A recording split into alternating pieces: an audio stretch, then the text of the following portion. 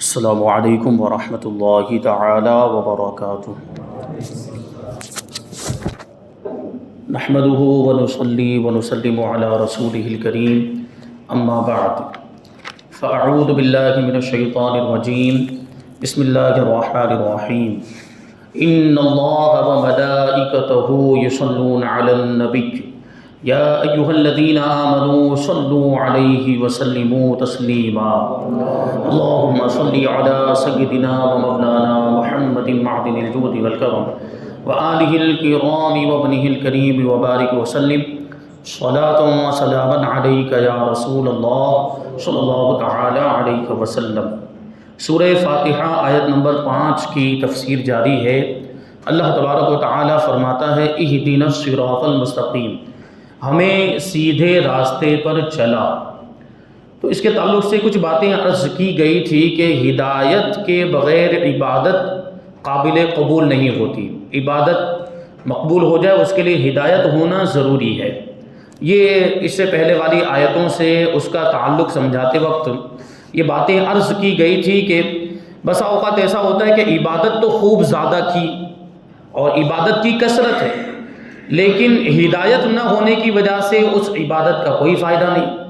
تو اس میں کچھ مثالیں بھی پیش کی گئی تھی کہ بڑے بڑے عابد، بڑے بڑے عبادت کرنے والے ہدایت نہ ہونے کی وجہ سے، اللہ کی توفیق نہ ہونے کی وجہ سے زندیق بن گئے، بے دین ہو گئے، کافر ہو گئے، دین سے خارج ہو گئے۔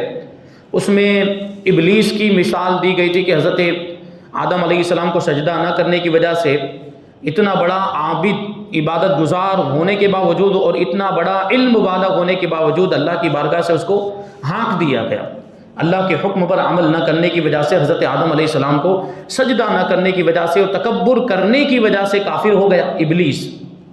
اور اس کے بعد برسیسا راہب کا واقعہ میں نے آپ کو سنایا تھا کہ برسیسا راہب یہ کتنا بڑا عابد تھا، کتنا بڑا عبادت گزار تھا کہ 60 سال تک اس نے عبادت کی تھی، لیکن اللہ کی ہدایت نہ ہونے کی وجہ سے شیطان نے اس کو کیسا بہکایا، وہ قتل جیسا گناہ اسے کروا لیا، زنا کروا لیا۔ وہ لڑکی والا واقعہ آپ کو یاد ہونا چاہیے، پچھلے ہفتے ہی بیان کیا گیا۔ اور صرف اتنے پر ہی بس نہیں بلکہ اس کو شرک تک پہنچا دیا۔ اس نے اپنے آپ کے لیے اس سے سجدہ کروایا، شیطان نے برسیسا راہب سے سجدہ کروا لیا اپنے آپ کو، تو مشرک ہو گیا، شرک کر لیا۔ اور ابلیس تو جہنمی ہے ہی ہے، وہ برسیسا راہب بھی جہنمی ہو گیا، تو اس کی عبادت دھری کی دھری رہ گئی، اس کی عبادت اس کو کچھ کام نہیں آئی۔ تو اس کا مطلب کیا ہوا کہ عبادت کے ساتھ ساتھ ہدایت ہونا بھی ضروری ہے۔ اس لیے یہاں ہدایت کی دعا کی جا رہی ہے کہ اللہ ہمیں ہدایت عطا فرما، سیدھے راستے کی ہدایت عطا فرما۔ تو برسیسا راہب کے ساتھ ایک اور نام آیا تھا بلعام ابن باعورہ کا، یہ حضرت موسیٰ علیہ السلام کے زمانے میں تھا، اور یہ بھی ایک راہب تھا، آسمانی کتابوں کا عالم تھا۔ اور اس کے بارے میں تو بعض روایتوں میں یہاں تک آیا کہ اس کے پاس اسم اعظم بھی تھا، اللہ تبارک و تعالیٰ کا اسم اعظم، اور جس کے پاس اسم اعظم ہوتا ہے پھر وہ اس کے ذریعے سے بہت سارے کام کر لے جاتا ہے، پھر اس کے بہت سارے کام ہو جاتے ہیں، پھر جو دعا مانگے وہ دعا بھی قبول ہو جاتی ہے۔ وہ اگر کسی کو علاج بتائے تو وہ علاج بھی کارگر ہوتا ہے، اس کے ذریعے سے لوگوں کو شفا ہو جاتی، بیماریاں دور ہو جاتی۔ یعنی اسم اعظم سے بہت سارے کام لیے جا سکتے ہیں۔ اسم اعظم سب کے پاس نہیں ہوتا، اللہ تبارک و تعالیٰ کا اسم اعظم اس بلعام ابن باعورہ کے پاس تھا، یہ حضرت موسیٰ علیہ السلام کے زمانے میں تھا۔ تو آسمانی کتابوں کا علم بھی تھا اس کے پاس، بہت بڑا عبادت گزار بھی تھا، پادری تھا، عالم، اس زمانے کا عالم، اس بنی اسرائیل کے اندر یہ بہت بڑا عالم مانا جاتا تھا، اور اس کی عبادت بھی بڑی مشہور تھی۔ لیکن دیکھیں ہدایت نہ ہونے کی وجہ سے اس کی عبادت بھی اس کے منہ پر مار دی گئی۔ ہوا یوں تھا کہ لوگ اس کے پاس آئے، کفار، حضرت موسیٰ علیہ السلام اور آپ کے ماننے والوں کے جو دشمن تھے وہ یہ بلعام ابن باعورہ کے پاس آئے، اور پہلے تو اس کو اپنے ساتھ ملانے کی کوشش کری، اپنا ہم نوا بنانے کی کوشش کی۔ پہلے اس نے منع بھی کیا، لیکن بعد میں دنیا کی لالچ میں اور دنیا کی چیزوں کو دیکھ کر اس نے ان کا ساتھ دینا قبول کر لیا، اور ان کا ساتھ دینے پر راضی ہو گیا۔ حضرت موسیٰ علیہ السلام کے دشمن یعنی کفار، جو اس زمانے کے کفار تھے، ان کا ساتھ دینے کے لیے یہ تیار ہو گیا۔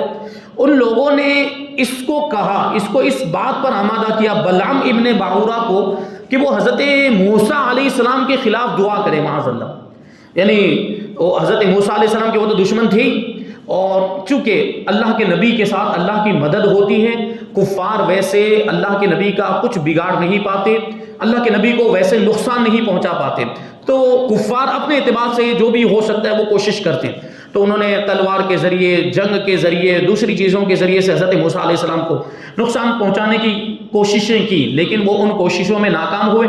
تو ان لوگوں نے سوچا کہ بلعام ابن باعورہ یہ بہت بڑا عبادت گزار ہے، بہت بڑا پادری ہے، بہت بڑا راہب ہے اور آسمانی کتابوں کا عالم ہے، اور اس کے پاس اسم اعظم بھی ہے، لاؤ حضرت موسیٰ علیہ السلام کے خلاف اس سے ہم لوگ دعا کرواتے ہیں۔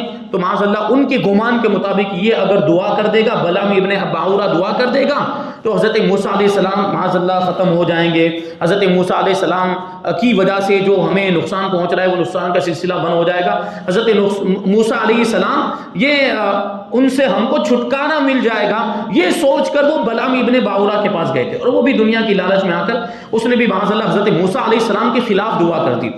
تو وہ بھی گیا، وہ بھی اب اپنے دین سے ہاتھ دھو بیٹھا، اور وہ بھی زندیق اور بے دین ہو گیا، تو اس کی عبادت بھی دھری کی دھری رہ گئی، اس کا علم بھی دھرا کا دھرا رہ گیا، اور اس کا علم اسے کچھ کام نہیں آیا، اور اس کی عبادت بھی اسے کچھ کام نہیں آئی۔ تو ان سارے واقعات سے ہمیں کیا پتا چلا کہ عبادت کے ساتھ ہدایت ہونا بھی ضروری ہے۔ میں نے ایک مثال اور دی تھی اپنے زمانے کے اعتبار سے کہ الحمدللہ ہم سنی مسلمان ہیں، اور ہمارے علماء نے ہماری رہنمائی کی ہے، اور اس اعتبار سے ہم سیدھے راستے پر، ہمارا عقیدہ درست ہے۔ لیکن جن کا عقیدہ درست نہیں ہے، وہابی، دیوبندی، نبی پاک صلی اللہ علیہ وسلم کی شان میں گستاخی کرنے کی وجہ سے، یا گستاخوں کی گستاخی پر مطلع ہونے کے باوجود ان کو مسلمان ماننے کی وجہ سے وہ دائرہ اسلام سے باہر ہو گئے، اب وہ ہزاروں عبادتیں کریں، 1000 رکعت عبادت نماز پڑھ لے، اور 5 وقت کی نمازیں اس طرح پڑھیں کہ یہاں گٹا پڑ جائے، نشان پڑ جائے پیشانی پر، اور روزے ایسے رکھیں کہ ہم اپنے روزوں کو ان کے روزوں کے سامنے ہلکا سمجھیں، اور ایسی عبادت کریں، لیکن ان کی یہ عبادت ان کو کچھ کام آئے گی؟ ہرگز کام نہیں آ سکتی، کیونکہ ایمان ہی نہیں۔ جب ایمان ہی نہیں ہے تو عبادت کا کوئی فائدہ نہیں۔ عبادت کا فائدہ کب ہوگا؟ جب ساتھ میں ایمان ہو، یعنی ہدایت ہو۔ تو ہدایت بہت ضروری ہے، یہ بات ذہن میں رکھنی چاہیے۔ اس لیے ہمیشہ ہر وقت ہمیں اللہ سے ہدایت کی دعا کرنی چاہیے کہ اللہ ہمیں ہدایت عطا فرمائے، ہمیں ایمان کی سلامتی عطا فرمائے، اور ہمیں بد مذہبوں سے اور گستاخوں سے بچائے رکھے۔ یہ دعا کرنی چاہیے۔ دیکھیں بڑے بڑے عبادت گزار تھے، لیکن شیطان کے بہکاوے میں آ کر ان کی عبادتیں ضائع ہو گئی، ان کی عبادتیں برباد ہو گئی، رائے گاہ چلی گئی، اور ان کی عبادت ان کو کوئی کام نہیں آئی، کیونکہ ان کے پاس ہدایت نہیں تھی۔ یہ کہہ رہے ہیں کہ یہ لوگ ابلیس، برسیسا، راہب اور بلعام ابن باعورہ، یہ لوگ اول درجے کے عابد تھے، یعنی بہت بڑے عبادت گزار تھے، لیکن بعد میں گمراہ ہو گئے۔ تو عرض یہ کیا جا رہا ہے کہ خدا ہم اپنی اس عبادت پر نازا نہیں ہیں، یعنی ہم عبادت تو کر رہے ہیں، ہم نماز تو پڑھ رہے ہیں، ہم نے اقرار بھی کر لیا ایاک نعبد، اے پروردگار ہم تیری ہی عبادت کرتے ہیں، ہم نے اللہ کی بارگاہ میں اپنی بندگی کا اظہار بھی کر لیا، سب کچھ ہے، اور ہم الحمدللہ عبادت کرتے بھی ہیں، اور جو نہیں کرتے اللہ تبارک و تعالیٰ ان کو توفیق عطا فرمائے سنی مسلمان۔ تو ہم اپنی عبادت پر نازا نہیں ہیں، اور اگر کوئی ہے تو اس کو اس بات سے توبہ کر لینی چاہیے فوراً۔ اگر کسی کو ایسا لگتا ہے کہ میں بہت بڑا نمازی ہوں، میں بہت بڑا متقی پرہیزگار ہوں، میرے جیسا تو کوئی نہیں، میرے جیسا تو کوئی نیکوکار نہیں ہوگا، تو یہ اگر عبادت پر اگر کسی کو ناز ہے، اگر کوئی کسی نے اعتکاف کر لیا اور اس کو یہ آ گیا ذہن میں کہ میں نے تو بہت بڑا تیر مار لیا، تو پھر اس کی عبادت کا اور اس کے اعتکاف کرنے کا کوئی فائدہ نہیں۔ تو دکھاوے کے لیے کوئی چیز ہو، یا یہ کہ ہم عبادت کر رہے ہیں تو معاذ اللہ ہم بہت بڑا کام کر رہے ہیں، اللہ کو ہماری عبادت کی کوئی ضرورت نہیں ہے۔ میں نے آپ کو پہلے بھی عرض کیا تھا، عبادت اگر ہم کریں تو اس میں ہمارا فائدہ ہے، ورنہ عبادت کرنے والی مخلوقات، فرشتوں کی مخلوق، فرشتوں کو اللہ تبارک و تعالیٰ نے پیدا کیا، وہ ہمیشہ عبادت میں ہے، اور فرشتوں کی ایک پوری جماعت ہمیشہ سجدے کی کیفیت میں ہے، قیامت تک اسی کیفیت میں رہیں گے، اسی حالت میں رہیں گے، اور فرشتوں کی ایک جماعت رکوع کی حالت میں، اور قیامت تک وہ رکوع کی حالت ہی میں رہیں گے، فرشتوں کی ایک جماعت قیام کی حالت میں، اور ہمیشہ قیامت تک اسی حالت میں رہیں گے۔ تو بتائیے اب اللہ کو ہماری عبادت کی ضرورت ہے؟ اور فرشتوں کی عبادت کی بھی ویسے اللہ کو ضرورت نہیں ہے، وہ بے نیاز ہے، لیکن ہم اگر سوچیں کہ ہم بہت بڑے عبادت گزار ہو گئے تو ہمارے مقابلے میں فرشتوں کی مثال پیش کی جا سکتی ہے۔ فرشتوں کے مقابلے میں ہماری عبادت کی کوئی حیثیت ہے؟ کوئی حیثیت نہیں، تو ہم اپنے آپ کو بہت بڑا عبادت گزار ہرگز نہ سمجھیں، اور اللہ کی بارگاہ میں یہی عرض کریں کہ اے پروردگار ہمیں اپنی عبادت پر ناز نہیں ہے، ہم اپنی عبادت پر نازا نہیں ہیں، ہم تو تجھ ہی سے ہدایت طلب کرتے ہیں اور ہدایت پر استقامت مانگتے ہیں، یعنی ہمیں رہنمائی مل جائے، ہمیں ہدایت مل جائے اور اس ہدایت پر ہمیں استقامت بھی مل جائے، یعنی ہم اس ہدایت پر قائم رہیں، کیونکہ ہدایت کے بعد ہم جو عبادت کریں گے وہ عبادت ہمیں کام آئے گی اور وہ عبادت ہمیں فائدہ دے گی، اور وہی عبادت اصل میں عبادت ہے۔ ہدایت کے بغیر جو عبادت کی جائے وہ عبادت بیکار ہے۔ جیسے یہ میں نے آپ کو مثال دی کافروں کی عبادت کی، تو ان کی عبادت کا کوئی فائدہ نہیں، اس کے ساتھ میں ہدایت ہونا ضروری ہے۔ علماء کرام کئی طریقوں پر ان چاروں کلمات میں گفتگو کرتے ہیں۔ علماء کرام یہاں پر جو چار کلمات یہاں پر ہے کہ اہدینا الصراط المستقیم، یعنی اہدی ایک کلمہ ہے، نا ایک کلمہ ہے، اور الصراط یہ ایک کلمہ ہے، اور المستقیم یہ ایک کلمہ، یہ چار کلمے ہو گئے۔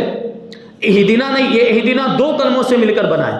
اہدی یعنی ہدایت دے، نا مانے ہم کو، الصراط مانے راستہ، المستقیم مانے سیدھا، یعنی یہ پروردگار تو ہمیں سیدھے راستے کی ہدایت دے۔ تو ان چار کلمات میں گفتگو کریں گے اور اس کی تفصیل بیان کریں گے۔ تو سب سے پہلے بتاتے ہیں کہ اہدی کس سے بنا ہے، وہی بات آ جاتی کہ اہدی یہ ہدایت سے بنا ہے، اور ہدایت ہم سب جانتے ہیں، ہدایت کا معنی ہوتا ہے رہبری کرنا یا منزل مقصود کا پتہ نشان دینا۔ منزل مقصود جہاں ہم پہنچنا چاہتے ہیں اور وہاں ہمیں کوئی پہنچا دے، یا وہاں کا کوئی ہمیں پتہ بتا دے، یا وہاں کی کوئی علامت اور نشانی بتا دے، تو اس کو بھی ہم کیا کہیں گے؟ ہدایت۔ اس کو بھی رہبری کرنا کہا جائے گا۔ جیسے ہم راستے پر نکلے اور ہم سے کسی نے ایڈریس پوچھا کہ مجھے فلاں جگہ پر جانا ہے، تو اس کے دو طریقے ہو سکتے ہیں، اس کو آگے بھی سمجھائیں گے۔ اس کے دو طریقے ہو سکتے ہیں، ایک تو یہ کہ آپ نے زبانی طور پر بتا دیا، جیسے یہاں سے کسی نے پوچھا نوساری بازار کدھر ہے، تو آپ نے بتا دیا یہاں سے ایسے چلے جائیے، ٹنڈیل مسجد آئے گی، پھر آپ وہاں سے تھوڑا آگے بڑھیں گے تو پولیس اسٹیشن آئے گا، پھر وہاں سے وہ سرکل آئے گا، وہ نوساری بازار وہاں سے شروع ہو جاتا ہے، لیکن مین بازار تھوڑا آگے، یا آپ نے زبانی طور پر بتا دیا۔ تو یہ بھی رہبری کرنا ہوا، یہ بھی رہنمائی کرنا ہوا، یہ بھی ہدایت ہے۔ اور ایک دوسرا طریقہ کیا ہوتا ہے، اور الحمدللہ یعنی ہمارے اندر یہ چیز پائی جاتی ہے کہ کبھی ایسا ہوتا ہے کہ ہم سے کسی نے ایڈریس پوچھا تو ہم سوچتے ہیں میں بھی تو ادھر ہی جا رہا ہوں، لاؤ ساتھ میں لے کر جاؤں، تو آپ اس کو گاڑی کے پیچھے بٹھا لیتے ہیں، بیٹھ جاؤ میں پہنچا دیتا ہوں۔ تو یہ بھی رہنمائی ہوئی کہ نہیں ہوئی؟ آپ نے سیدھا لے جا کر اس کو نوساری بازار پہنچا دیا، تو یہ بھی ہدایت اور یہ بھی رہنمائی ہے۔ اب آپ سوچیں کہ دین کے معاملات میں اور ایمان کے تعلق سے ہمیں دونوں طرح کی ہدایت کی ضرورت ہے، دونوں طرح کی ہدایت کی ضرورت ہے کہ نہیں؟ یعنی کوئی ہماری رہبری کرے، جو صحیح راستہ ہے اس کا پتہ بتائے ہمیں، اس کی بھی ضرورت ہے، اور وہاں تک پہنچائے، اس کی بھی ہمیں ضرورت ہے۔ دونوں طرح کی ہدایت کی ہمیں ضرورت ہے۔ ہدایت دو طرح کی ہوتی ہے، اسی کو بتاتے ہیں۔ ایک فقط راستہ دکھا دینا، جو میں نے ابھی آپ کو مثال سے سمجھایا۔ دوسرا مقصود پر پہنچا دینا، جہاں پہنچنا چاہتا ہے آدمی وہاں تک پہنچا دینا۔ اگر راستہ دکھا دینا مراد ہوتا، صرف راستہ زبانی طور پر بتا دینا مراد ہوتا، تو ہدایت کے بعد الا یا لام لایا جاتا، یعنی کیا ہونا چاہیے تھا پھر؟ اہدنا للصراط المستقیم، یا یہ ہونا چاہیے تھا اہدنا الی الصراط المستقیم، یہ ہونا چاہیے تھا۔ لیکن ہے کیا؟ اہدنا الصراط المستقیم، وہاں پہ الا بھی نہیں آیا اور لام سے لی بھی نہیں آیا۔ اس کا مطلب کیا ہوا کہ صرف راستہ دکھا دینا یا راستے کے بارے میں بتا دینا مقصد نہیں ہے، یہاں کیا مقصد ہے؟ یہاں ان دونوں میں سے کوئی نہیں ہے، یعنی لام بھی نہیں آیا اور الا بھی نہیں آیا، جس سے معلوم ہوا کہ بندہ عرض کر رہا ہے اے مولا ہمیں سیدھا راستہ صرف دکھا نہ دے بلکہ وہاں تک پہنچا بھی دے اور اس پر چلا بھی دے، کیونکہ یہی تو اصل مقصود ہے۔ منزل تک ہم پہنچنا چاہتے ہیں، ہم صرف راستہ دیکھنا تو نہیں چاہتے ہیں، ہم یہاں سے کھڑے رہ کر راستے کو دیکھتے رہے، یہاں سے باہر نکل کے روڈ سے جو نوساری بازار کی طرف راستہ جاتا ہے ہم اس کو دیکھتے رہیں تو کیا خود بخود وہاں پہنچ جائیں گے؟ ہم نوساری بازار تک پہنچ جائیں گے؟ کوشش کرنی پڑے گی، راستے پر چلنا پڑے گا۔ تو اسی لیے یہ دعا کی جا رہی کہ ہمیں سیدھے راستے پر چلا تاکہ ہم منزل مقصود تک پہنچ جائے، اور ہماری منزل مقصود کیا ہے؟ جنت۔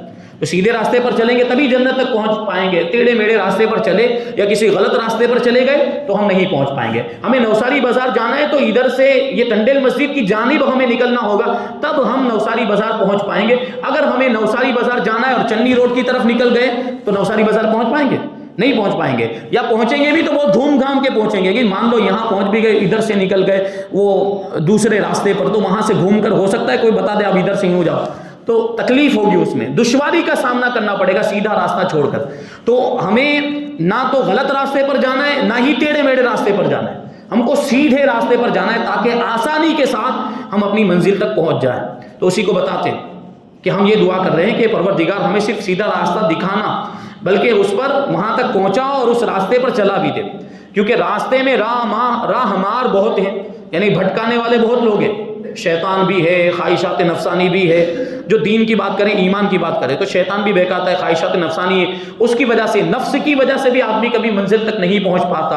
اور کبھی انسانوں میں سے بھی کچھ لوگ وہ ہوتے ہیں جو شیطان والا کام کرتے ہیں، جو لوگوں کو بہکانے کا کام کرتے ہیں۔ جیسے دوستوں کے سرکل میں سے ایک دوست نمازی بن جاتا ہے تو کچھ شیطان صفت کے دوست ایسے ہوتے ہیں جو اس کو بہکاتے ہیں، بھائی نماز پڑھنے کی کیا ضرورت ہوئی، تو بہت بڑا نمازی ہو گیا، اور اس طرح کی باتیں اس کو بہکانے کی کوشش کرتے ہیں تاکہ وہ نماز پڑھنا چھوڑ دے۔ تو یہ بات آپ یاد رکھیں کہ جو بھی چیز اللہ سے غافل کرنے والی ہے وہ شیطان ہے۔ شیطان صرف ابلیس ہے، اس کے چیلے ہی نہیں ہیں، اب وہ انسانوں میں بھی ہو سکتے ہیں، من الجنۃ والناس، شیطان جنات میں سے بھی ہے، شیطان انسانوں میں سے بھی ہے، یعنی انسانوں میں وہ لوگ جو شیطان والا کام کر رہے ہیں، لوگوں کو گمراہ کرنے کا کام کر رہے ہیں، لوگوں کو بہکانے کا کام کر رہے ہیں، وہ بھی شیطان ہے۔ وہ اپنے آپ پر غور کرے قرآن کی روشنی میں، وہ شیطان والا کام کر رہے ہیں، یعنی شیطان ہے وہ بھی۔ تو صرف ہدایت یعنی صرف وہاں دیکھنے کی دعا نہ کریں کہ ہمیں دکھا دے، بلکہ پروردگار ہمیں وہاں تک پہنچا بھی دے اور اس پر چلا بھی دے، کیونکہ راستے میں راہ ہمار بہت ہیں، یعنی بہکانے والے بہت ہیں، بغیر تیری مدد اس پر چلنا ناممکن ہے۔ یعنی اللہ کی بارگاہ میں ہم عرض کریں کہ پروردگار تیری مدد کے بغیر ہم سیدھے راستے پر نہیں چل سکتے، تو ہی ہمیں چلا۔ اب یہاں پر ایک اور چیز ہے، نہ آیا ہے یہاں پر، تو اب یہاں پہ یوں نہیں کہا گیا کہ اہدنی الصراط المستقیم، یعنی مجھے سیدھا راستہ چلا، مجھے سیدھے راستے پر چلا، مجھے سیدھے راستے کی ہدایت، یہ نہیں کہا جا رہا، بلکہ کیا کہا جا رہا ہے، ہمیں سیدھے راہ، بہو وچن ہے، بات سمجھ میں آ رہی ہے، بہو وچن، ایک وچن نہیں ہے، بہو وچن ہے۔ تو اس سے معلوم ہوا کہ دعا کرنے والا سب کے لیے دعا کر رہا ہے، اپنے لیے اکیلے کے لیے دعا نہیں کر رہا ہے، بلکہ سارے مسلمانوں کے لیے دعا کر رہا ہے۔ یہ نہیں کہتا کہ فقط مجھے ہدایت دے، بلکہ ہم سب کو ہدایت دے۔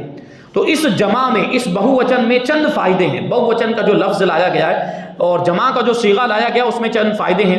ایک فائدہ یہ ہے کہ جس طرح وہ عبادت زیادہ قبول ہوتی ہے جو مسلمانوں کی جماعت کے ساتھ کی جائے، اسی طرح وہ دعا بھی زیادہ مقبول ہوتی جو سب کے لیے کی جائے۔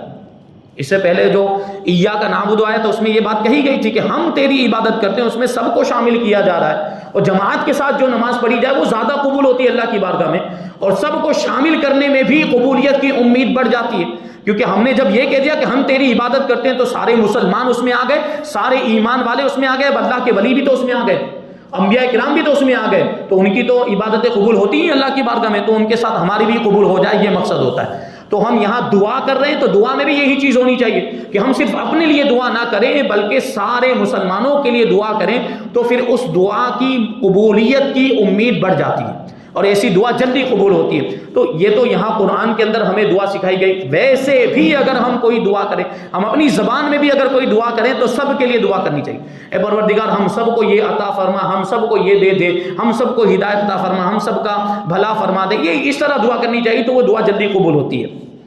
کیونکہ اگر ایک کے لیے بھی قبول ہوئی، یعنی ہم نے جب یہ کہا کہ ہم سب کو سیدھا راستہ چلا دے، سیدھے راستے کی ہدایت عطا فرما دے، تو ہو سکتا ہے سب کے لیے قبول نہ ہو سکتا ہے کہ ایک ہی کے لیے قبول ہو، تو کہتے ہیں کہ اگر ایک کے لیے قبول ہوئی تو امید ہے کہ سب کے لیے قبول ہو جائے گی، کیونکہ دعا سب کے لیے کی جا رہی ہے، تو دعا ایک کے لیے قبول ہو تو پھر سب کے لیے قبول ہونی چاہیے، کیونکہ دعا سب کے لیے کی گئی ہے، وہاں جمع کا صیغہ لایا گیا، اسی لیے دعا کے اول اور آخر درود شریف پڑھا جاتا ہے۔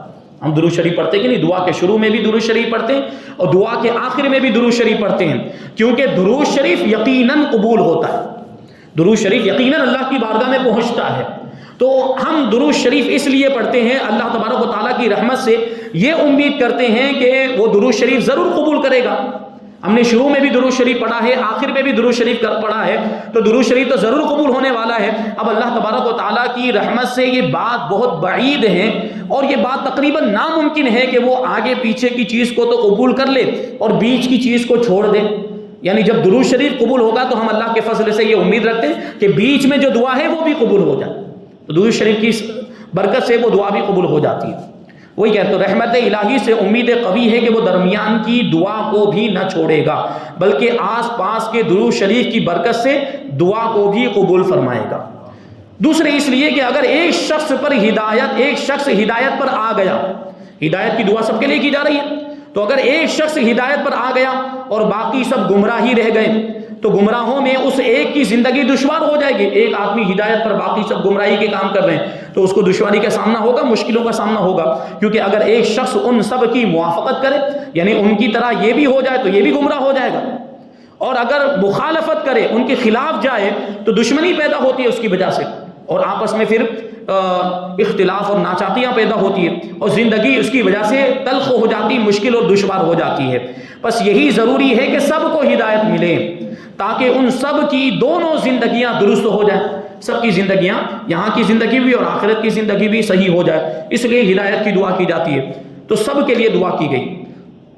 تیسرے اس لیے کہ حدیث پاک میں ہے کہ تم بے گناہ زبان سے دعا مانگو، یعنی اللہ کے رسول صلی اللہ علیہ وسلم نے ارشاد فرمایا کہ بے گناہ زبان سے دعا مانگو۔ اب ظاہر سی بات، ہماری جو زبان ہے وہ تو گنہگار ہے، یعنی ہم اسی زبان سے معاذ اللہ گناہوں کے بھی کام، گناہ والی باتیں بول دیتے، کبھی گالی گلوچ کے معاملات، زبان کی حفاظت نہیں، تو ہماری جو زبان ہے ہم اس زبان کو بے گناہ بول سکتے ہیں۔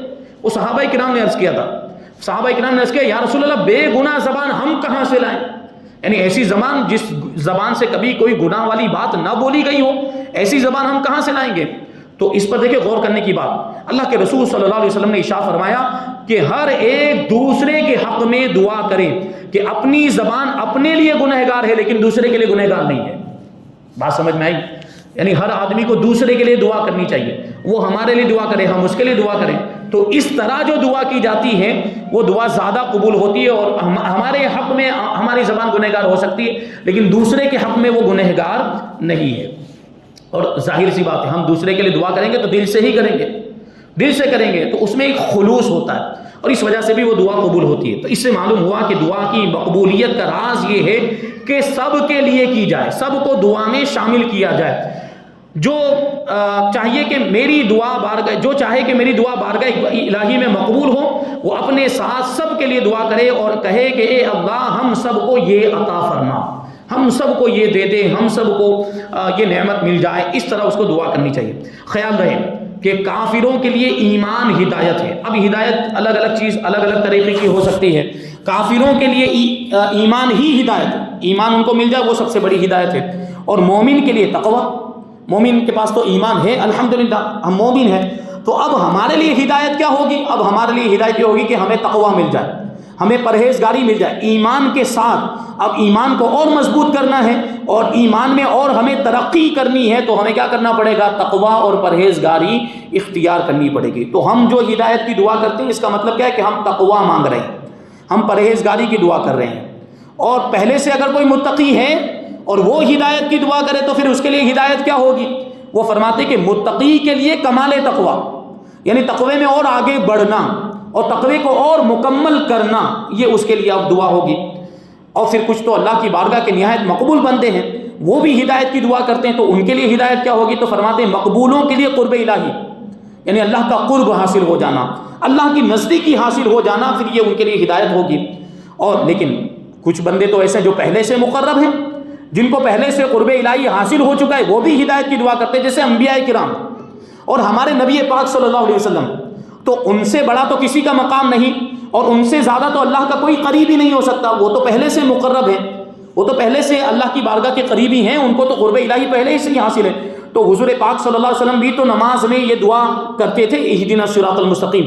تو حضور کے لیے اب ہدایت کا کیا مطلب ہوگا اور مقربین کے لیے ہدایت کا کیا مطلب ہوگا؟ مقربین کے لیے کمال قرب ہدایت ہے، یعنی قرب الہی پہلے سے حاصل ہے، اب اس قرب الہی میں اور اضافہ ہو جائے، اور زیادہ نزدیکی حاصل ہو جائے، اور زیادہ ان کے درجات بلند ہو جائیں، اس کا پھر یہ مطلب ہوگا مومن کے لیے یہ۔ لہٰذا اگر کافر یہ آیت پڑھے تو یہ ایمان کی دعا ہوگی، یعنی وہ یہ آیت پڑھ رہا ہے مطلب گویا اپنے لیے وہ ایمان کی دعا کر رہا ہے، اور گنہگار اگر یہ دعا پڑھے تو یہ اس کے لیے تقوی کی دعا ہوگی، یعنی وہ گناہوں سے بچنے کی دعا کر رہا ہے، تقوی اور پرہیزگاری کی دعا کر رہا ہے۔ اور متقی اگر یہ دعا کر رہا ہے تو اس کا مطلب یہ کہ وہ قرب الہی چاہتا ہے، وہ قرب الہی مانگ رہا ہے۔